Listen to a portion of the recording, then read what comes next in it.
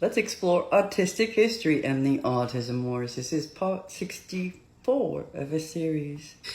All right, in the last video, we started to take a look at the marketing push that went behind these legislation efforts in the 90s that eventually rolled over into the Children's Health Act of 2000. And I was sharing an article that ran in People magazine on September 23rd, 1996, that included the founders of Cure Autism Now, movie producer John Shaystack and his wife.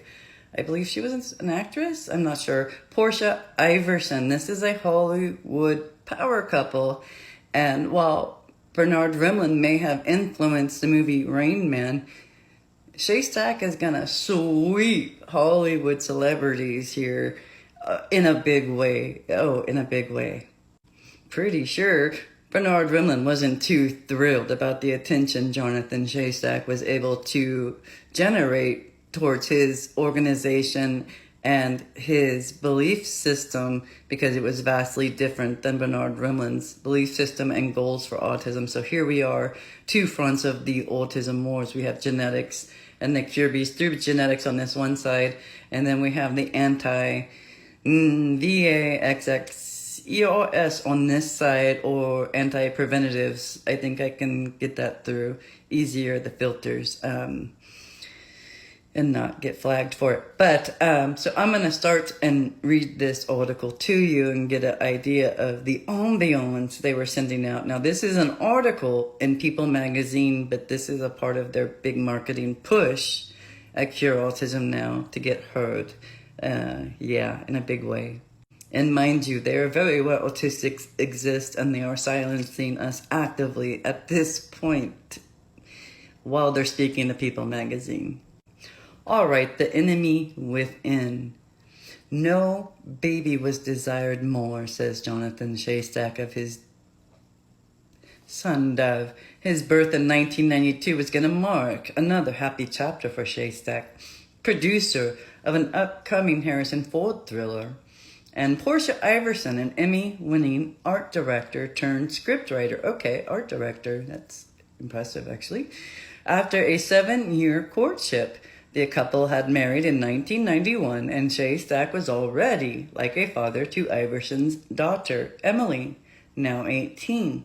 But their joy turned to despair when at 21 months, Dove was diagnosed as autistic. First paragraph, and now we've gone from joy to despair. The tragedy narrative is commencing.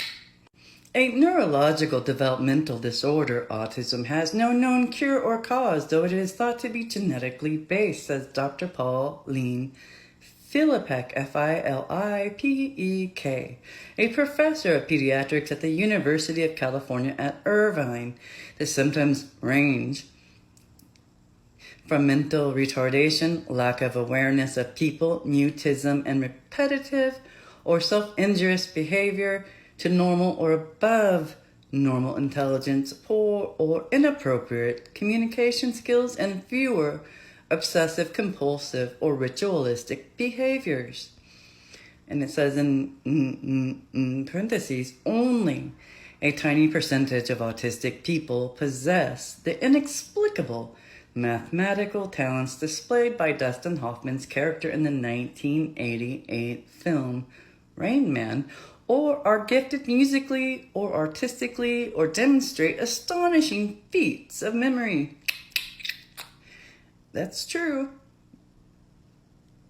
That's a very true statement. All right, so afflicting nearly 20 people. Oh, we're being afflicted now.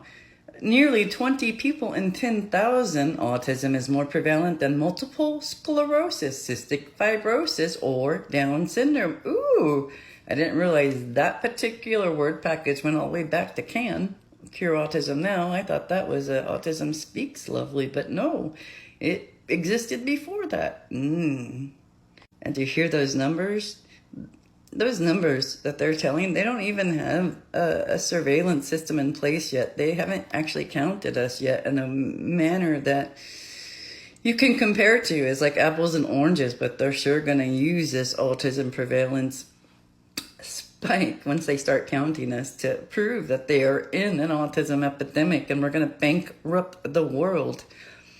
And according to them, we should have done that by now. It's 2023. We should have wiped y'all off the face of the planet with the burden we're placing on you right now. Oops. All right. Dove is very limited, says his father. He can barely do 2 or 3 actions in a row. He can't talk. He can't tell us what he wants. Determined to help their son and others, Shaystack and Iverson set up CAN, Cure Autism Now, based in Los Angeles. And I think Autism Research Institute is in San Diego. So we got Ken and Dan right there in Southern California.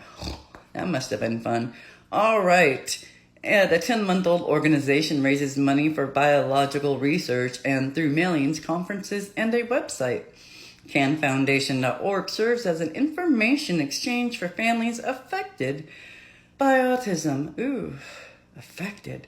With the membership numbering 4,500 families, it has raised $200,000, funded 7 pilot studies, and started a collaborative gene bank to help develop treatments and find a cure. Every day there are advances in neurology, genetics, and molecular biology, says Shaystack. It's our task to focus these new techniques on autism. Once there is research with good results, agencies like National Institutes for Health will fund further research. Ka-ching, ka-ching, ka-ching. On a recent afternoon, Jonathan, 37, and Portia, 42, now also the parents of 2-year-old Miriam, sat in the living room of their Spanish-style Los Angeles home and spoke with correspondent Karen Brailsford about their son.